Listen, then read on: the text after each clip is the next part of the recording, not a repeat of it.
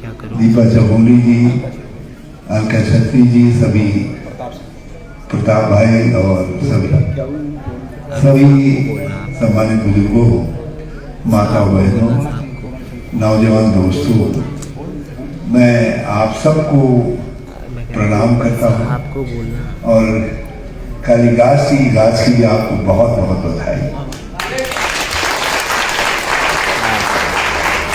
ये हमारे आज के भारत के जो निर्माता है पंडित जवाहरलाल नेहरू,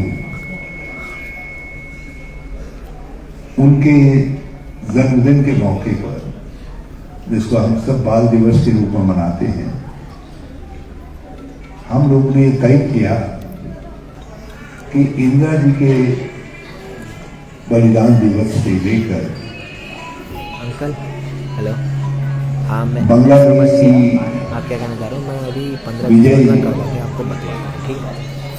दिवस तक अर्थात दिसंबर के महीने तक हम सारे राज्य भर में अपने सैनिकों के शौर्य पराक्रम का सम्मान और उसके सम्मान के मूर्त रूप के रूप में आप सब हमारे बीच में विद्यमान हैं।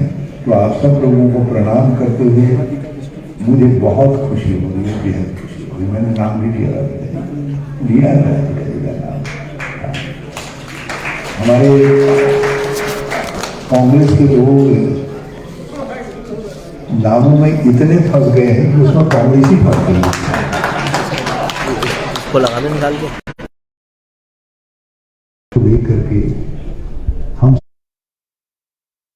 सब लोग चलते हैं, अपने को गौरवान्वित महसूस करते हैं। हम उस महिमा का रक्षण कर सकें, उसको ठीक से आगे लेकर के चल सकें। और सैनिक मोड़ पर चक्कर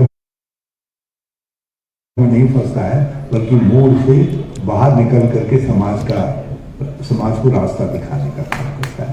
और हम आप सब लोगों से अपेक्षा करते हैं, चाहे पूर्व सैनिक हैं, चाहे हमारे वीर सैनिकों के कुटुंबीजन हैं, वो समाज के ध्वजवाहक के रूप में, समाज के एक ऐसे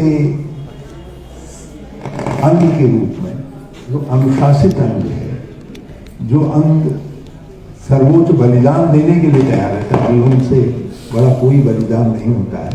और सैनिक जानता है जब आमने सामने की जंग में है, और अब तो आमने सामने की जंग से ज़्यादा आतंक की जंग हो गई है। जब उस जंग में वो जा रहा है तो उसके साथ वो जिंदा आ भी सकता है, जिंदा नहीं भी आ सकता है, लेकिन उसके मन में भावना रहती है कि मैंने मातृभूमि के लिए समर्पण करना है, और वो समर्पण करता है। तो हमको आपसे ये प्रार्थना है, आपसे ये कामना है कि आप उस भावना का संचार हमारे समाज में करें। हम लोग अपने कर्तव्य के प्रति समर्पित नहीं, और कर्तव्य एक ऐसा शब्द है कि छोटे से छोटा काम करने वाला व्यक्ति भी यदि काम के प्रति निष्ठावान है तो फिर वो भगवान का कृपालु है। काम कोई छोटा नहीं, काम हर कोई श्रेष्ठ है, बशर्ते हम उसमें अपनी श्रेष्ठ भावना का समावेश करते हैं। रैदास जी से एक व्यक्ति शास्त्रार्थ करने आया, बहुत बड़े पहुंचे हुए संत थे, पहुंचे हुए पंडित थे। उनसे उनसे बहस करना किसी के लिए भी बड़ी भारी चुनौती थी। उन्होंने कहा मैं रैदास से, इसका बड़ा नाम हो रहा है, मैं देखना चाहता हूँ कि कितनी गहराई है, कितनी था है। और वो शास्त्रार्थ का जो टाइम निर्धारित किया उससे 1 घंटा पहले पहुंच गए। तो रैदास जी उस समय जूते की मरम्मत कर रहे थे। जब उनसे कहा गया कि वो आए हैं तो उनको बिठाइए, उन्होंने कहा मैं समय पर पहुंच जाऊंगा, लेकिन अपने जूते बनाने का काम करता रहा। और जब गए तो उन्होंने उनसे पूछा कि भाई आपका तो बड़ा नाम कर रहे हैं लोग, और लेकिन आप में अहंकार है,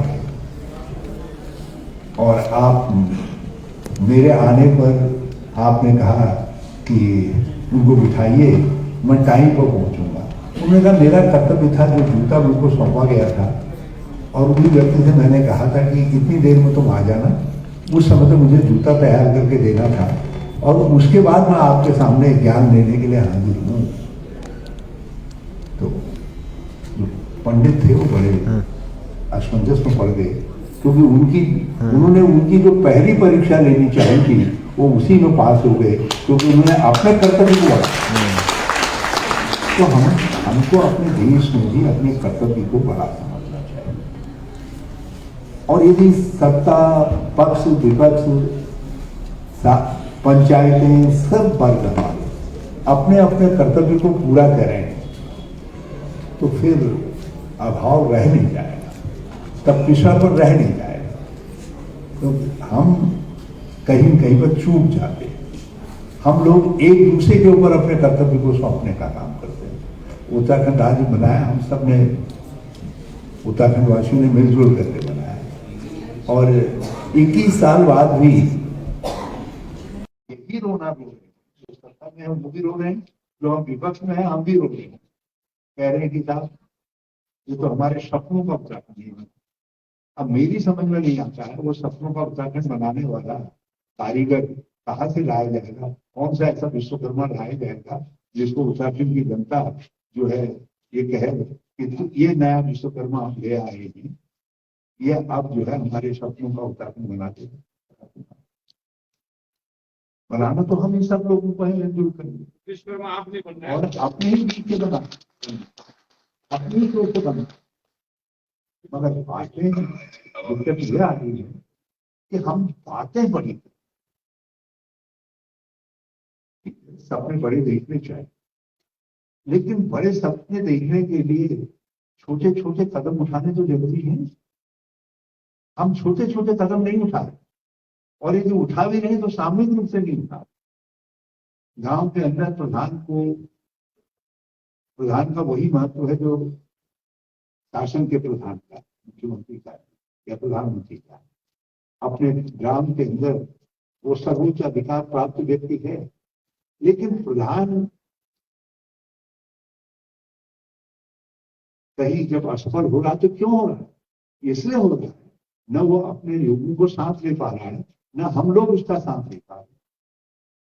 जो हमारी सामूहिक सफलता हो सकती थी कि हमारा गांव आगे बढ़े, तरक्की करे, उसमें हम लोग या तो सहयोग देते नहीं है या वो सहयोग लेता है। तो हमको सबको मिलजुल करके एक उद्देश्यपूर्ण उत्तराखंड बनाना है, तो उसके लिए एक दूसरे का सहयोग लेना भी चाहिए और एक दूसरे को सहयोग देना भी चाहिए। देने के तरीके अलग अलग हो सकते हैं। हम आज विपक्ष, हमारा तरीका विपक्ष के रूप में ये हो सकता है कि हम ठीक तरीके से धार समझते हैं, आवाज जहाँ गलती हम उनको उठाएं, वो हमारा कर्तव्य है। क्योंकि जो विद्वान लोग हैं जिन्होंने राजनीति शास्त्र को लिखा है, उनसे जब पूछा गया कि भाई डेमोक्रेसी क्या है, डेमोक्रेसी जो है हम सब लोगों के मिल करके हमारी सामूहिक आकांक्षा डेमोक्रेसी। उन्होंने कहा चलती कैसे है? उन्होंने कहा चलती दो पहियों पर है, एक सत्ता का पहिया है, एक विपक्ष का पहिया है। उन्होंने कहा सत्ता का क्या जिम्मेदारी है? उन्होंने कहा सत्ता को जिस दायित्व के साथ आया है, जिस वचन के साथ आया है, उसके निभाने के लिए सबका सहयोग लेकर के काम करना। उन्होंने कहा विपक्ष को क्या करना है? उन्होंने कहा उनको ये करना है to criticise the government, to oppose the government. जो सरकार है वो कहीं गलती कर रही है तो उसकी गलती का विरोध करिए, और विरोध को नहीं सुनना है तो डिपोज द गवर्नमेंट, उसको उलझने की कोशिश करिए। और जब आपको अवसर मिलता है तो फिर आपको जो है सरकार बनाने का काम करना है। और मैं कांग्रेस के लोगों से ये कहना चाहता हूं कि आप अभी पहली स्टेज में, जिसमें आपको अपने कर्तव्य का पालन करते हुए सरकार की कमजोरियों को उठाना, उन पर बातचीत करें। और जिस समय मौका लगे, जब चुनाव आता है, तो पूरी शक्ति लगा करके गवर्नमेंट को बदलने का काम करना चाहिए। यदि आप उस समय पूरी शक्ति नहीं लगा रहे, इसका मतलब है आप अपने साथ बेईमानी कर रहे हैं। आपने जो अपोजिशन के रूप में काम किया है, आप उसके साथ बेईमानी कर रहे हैं। और ये काम आप तभी कर पाते हैं जब आप मिलजुल करके करते हैं। तो मैं अपने ऋषिकेश के कांग्रेस के साथियों से कहना चाहूंगा कि अब इस समय आपकी परीक्षा का वो समय आ, अब मिलजुल करके इस सरकार को उलटने के लिए काम करें और ताकि आप उनसे बेहतर सरकार बना सकें। यदि हम लक्ष्य ये नहीं रख रहे हैं कि हम उनसे बेहतर सरकार बनाएंगे और उस लक्ष्य को लोगों को बता नहीं रहे हैं, तो फिर हम सत्ता के लायक नहीं।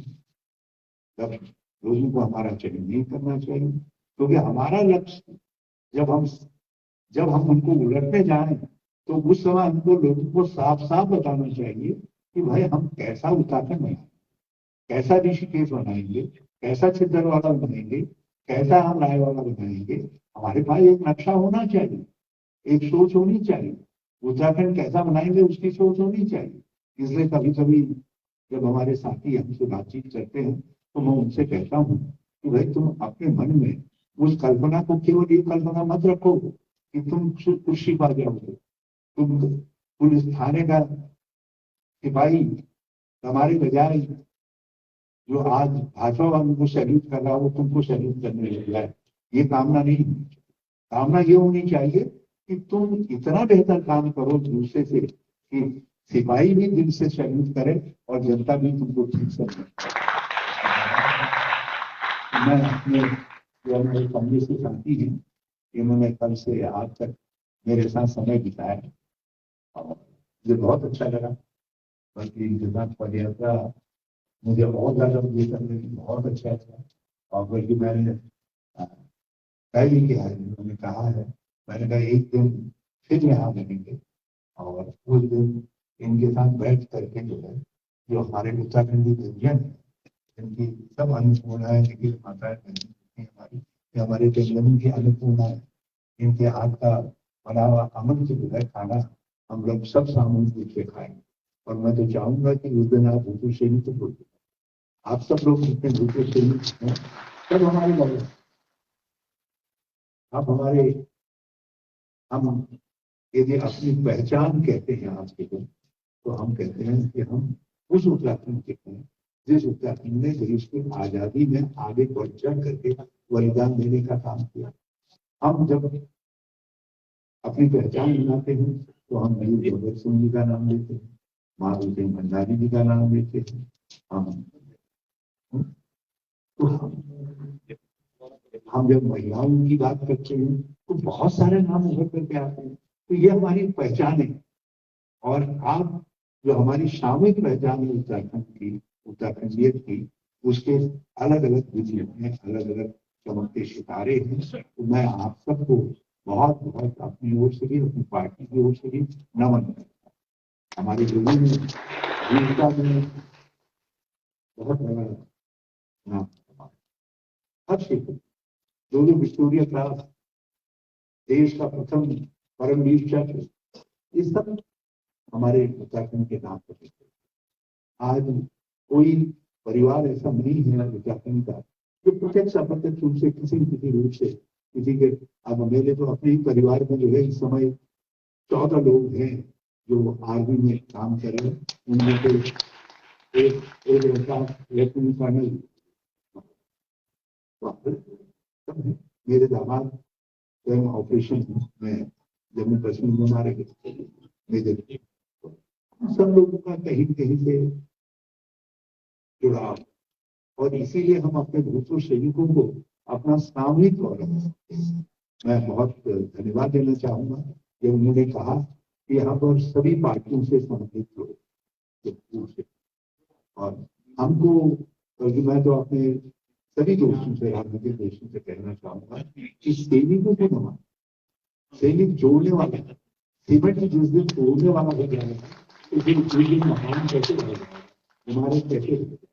तो हम आपको जोड़ने वाला व्यक्तित्व मानते हैं, यह अलग बात है। उनकी विचारधाराएं, सोच, हमारा संविधान हमको अधिकार देता है, आपका अपना वोट का अधिकार है, आपका दूसरों को प्रभावित करने का भी अपना अधिकार है। आप उसका कैसे उपयोग कर रहे हैं वो एक अलग बात है। लेकिन हमारी कोशिश ये होनी चाहिए कि हमारी नजर में जो है आप भूतपूर्व सैनिक हैं और हमारी नजर में आप उत्तराखंड के अभूतपूर्व गौरव हैं। हम उसी रूप में आपको देखें, कांग्रेस का हरीश रावत भी इसी रूप में देखें और भाजपा का त्रिवेंद्र सिंह रावत भी इसी रूप में देखें, कैलाला भी इसी रूप में देखें, जो है सुखबीर सिंह जी भी इसी रूप में देखें। हम सब उस रूप में आपको सामूहिक रूप में देखें। हमारी सैन्य परंपरा कभी हारी नहीं, यहाँ तक कि 1962 के वॉर में भी, यदि 47 के वॉर को हम अलग रखें तो 1962 के वॉर में भी हम भले ही देश के रूप में हमको पराजय झेलनी पड़ी हो, लेकिन वीरता के रूप में हम ले रहे। रजमला की लड़ाई वारफेयर को आज भी दुनिया के अंदर ऊंचाई के सबसे अभूतपूर्व वारफेयर के रूप में सब देशों की सेना को बताया जाता है, सिखाया जाता है। हमारा जसवंत सिंह रावत अरुणाचल के अंदर, जिसने अकेले सारे चीनी टुकड़ी को रोक करके रखा, और जब वो शहीद हुआ तो चीनी लोगों ने जब देखा कि एक ने हमको 3 दिन तक उलझाए रखा और इतने लोगों को हमारे मार दिया, तो उन्होंने उसकी परिक्रमा करके अपने तरीके से उसको शहीद किया। और दुनिया के इतिहास में कोई दूसरा ऐसा सैनिक नहीं है जिसको मरने के बाद भी जो है पदोन्नति दी जाती हो। ये सिपाही जसवंत सिंह रावत के रूप में मिला, वो जो है जसवंत सिंह रावत आज मेजर जसवंत सिंह रावत के रूप में सम्मानित। 1965 का बाद एक बड़ी सर्जिकल स्ट्राइक थी, आप मुझे भी तो 1965 के बाद में भाग लिए होंगे। वो एक कोई छोटी मोटी सर्जिकल स्ट्राइक नहीं थी, एक छोटे से नाटे व्यक्ति लाल बहादुर जी के नेतृत्व में हम लोग यदि चाहते तो लाहौर तक भी पहुंच सकते थे। अमेरिकन टैंक्स का कब्रगाह बना दिया था हमारे सैनिकों ने, आपने अपने बंधु ये भूतपूर्व हमारे बड़ी संख्या में कुमाऊं गढ़वाल के सिपाही, हमारे गोरखा रेजिमेंट के सिपाही उस लड़ाई को भाग गए।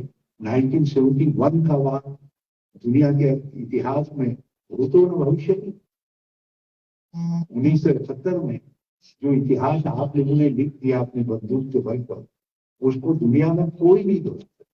इसीलिए इंदिरा गांधी जी को अटल बिहारी वाजपेयी जी ने पार्लियामेंट में कहा कि इंदिरा जी आप प्रधानमंत्री थी और आपने अमेरिका के 7वें बेड़े को वापस करवा दिया, दुनिया के नक्शे पर एक नया देश बना दिया, पाकिस्तान के 2 टुकड़े करके आप दुर्गा हैं।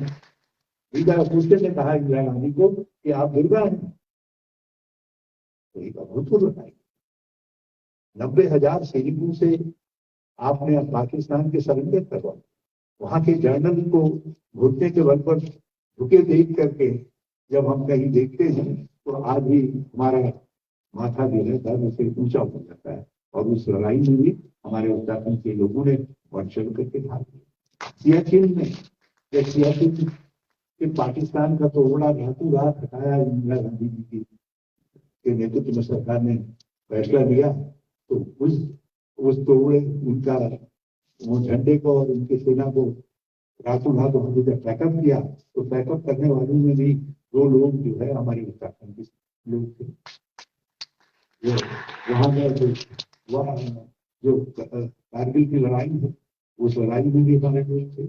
बस थोड़ा सा मुझे लगता है कि बालाकोट की स्ट्राइक में शायद उत्तराखंड का या सोच का कोई जवाब नहीं था, नहीं तो कोई लड़ाई ऐसी नहीं है जिस लड़ाई में उत्तराखंड के लोगों ने अपने शौर्य पराक्रम से हमारा नाम ऊंचा। तो आप हमारे गौरव हैं, उत्तराखंड के सामूहिक गौरव है, और हमारे आप जिंदा गौरव है, जो चलते फिरते गौरव है, जिनको हम गांव में अपने अड़ोस पड़ोस में देखते हैं। तो मैं अपने उन सब गौरवशाली उस परंपरा को प्रणाम करता हूँ।